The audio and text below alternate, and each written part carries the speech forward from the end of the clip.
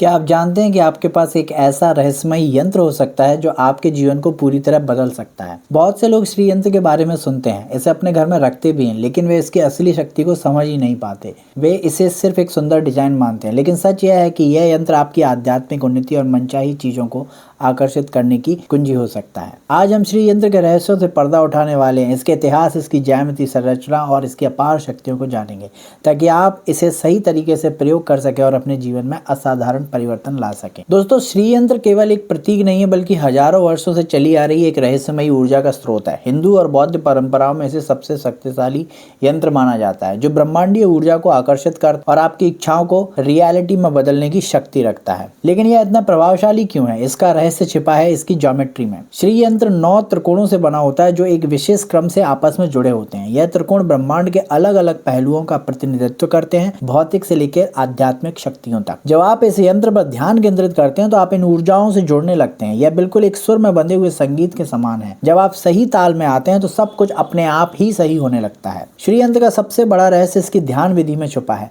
जब आप इस पर ध्यान लगाते हैं तो आपके भीतर की ऊर्जा को संतुलित करता है और आपकी इच्छाओं को ब्रह्मांड में भेजता है।